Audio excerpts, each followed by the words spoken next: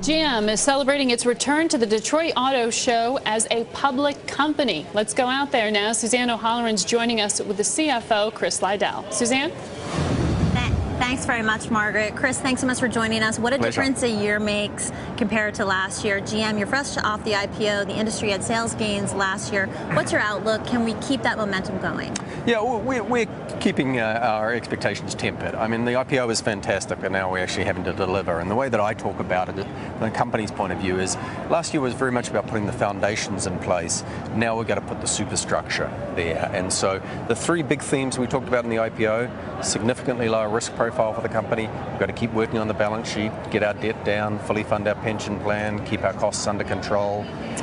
So talk to us about the balance sheet, because Sure. One thing that analysts are concerned about with the GM story is your debt and your pension liabilities. Give us a progress report on that. Is that going to be satisfied by 2013? I think that's one of your targets. We haven't put a time frame out because it's going to depend enormously on how the industry develops and our free cash flow.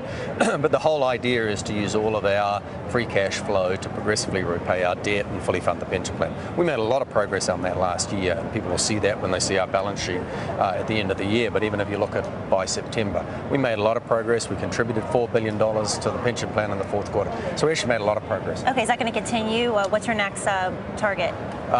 Again, we don't have a particular target, just a philosophy. The philosophy is repay debt, repay our preferreds, and fully fund the pension plan. We'll do that progressively as we get the cash to do it.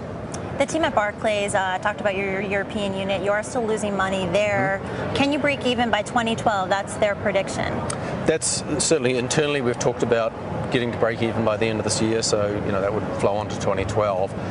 It requires us to implement all the cost savings and make some progress in the market. So a lot of focus on, got a very strong team working on it, and that's still the internal objective. Okay, you rolled out the Buick Verano today, a small sedan. Can you really make money on these small cars?